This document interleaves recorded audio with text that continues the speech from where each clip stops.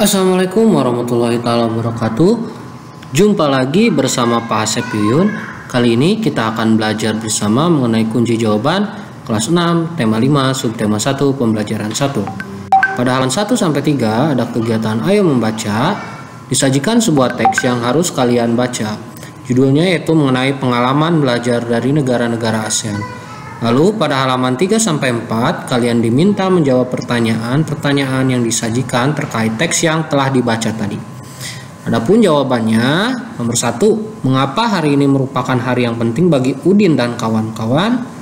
Karena mereka akan mengunjungi pameran budaya ASEAN yang diadakan oleh Sekretariat ASEAN di Jakarta. Kita lanjut ke nomor 2. Apa yang dapat dipelajari dari anjungan khusus yang dikelola oleh Sekretariat ASEAN? Dapat melihat dan mengetahui berbagai informasi tentang peranan ASEAN dalam mengembangkan wirausaha kecil serta produk wirausaha dari tiap negara. Apa pengalaman belajar yang diperoleh Edo? Pengetahuan Edo bertambah tentang makanan-makanan khas dari setiap negara ASEAN. Apa pengalaman belajar yang diperoleh Beni? Beni bisa mengenal wayang asik asal Brunei yang khas dari wayang Indonesia. Apa pengalaman belajar yang diperoleh Udin? Udin mendapatkan pengalaman yang sangat berharga karena dapat melihat secara langsung ragam karya serta budaya setiap negara ASEAN. Jika kamu mendapat kesempatan berkunjung ke arena pameran tersebut, apa kegiatan yang mungkin paling menarik menurutmu? Mengapa?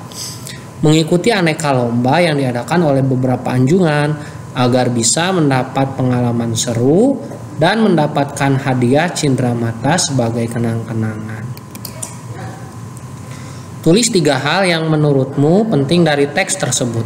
1. Pentingnya kegiatan pameran khusus kawasan ASEAN untuk mempererat hubungan antar negara anggota. 2. Dapat mengetahui ciri khas karya dan budaya setiap negara ASEAN. 3. Menjadikan negara Brunei sebagai pelajaran bahwa kita juga harus melestarikan seni kita sendiri. Ya. Pada halaman 5 ada kegiatan Ayo Berdiskusi.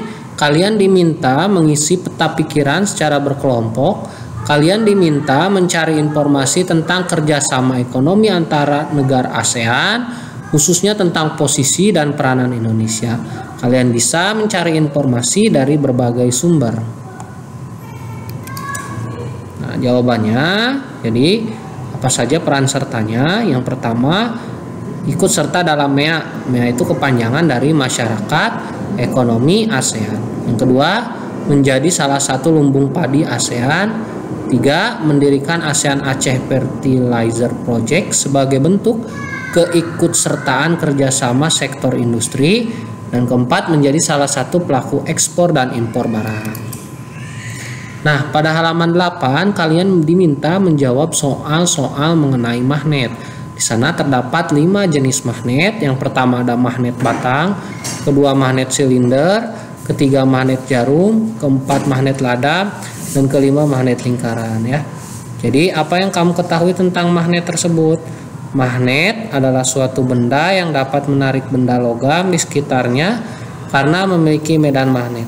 Setiap magnet memiliki 2 kutub, yaitu kutub selatan dan kutub utara. Apa saja jenis-jenis magnet yang kamu ketahui? Jadi magnet itu ada yang alami dan magnet buatan. Lalu apa arti simbol U dan S yang terdapat pada magnet? Simbol U artinya utara yang menunjukkan kutub utara pada magnet tersebut.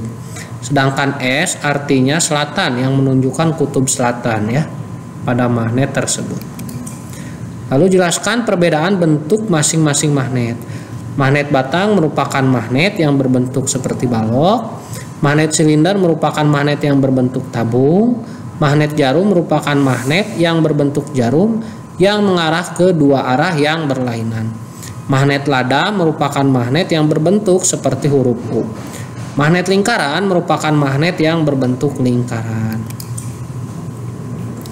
Nah, pada halaman 11 dan 12 kalian diminta mengamati dan membaca contoh formulir yang disajikan. Ya, kemudian kalian diminta menyelesaikan soal-soal yang disajikan pada halaman 12 sampai dengan 12 berdasarkan formulir yang telah kalian amati tadi ya. Jadi jawab pertanyaannya yang pertama, apa saja yang kamu temukan dalam kedua formulir tersebut? Terdapat ya judul formulir, kolom pengisian identitas diri, kolom pengisian minat peserta, kolom untuk mencantumkan tanda tangan dan catatan tambahan. Nah, apa perbedaan antara formulir A dan B ya? Jadi perbedaannya itu terdapat pada tujuan formulirnya.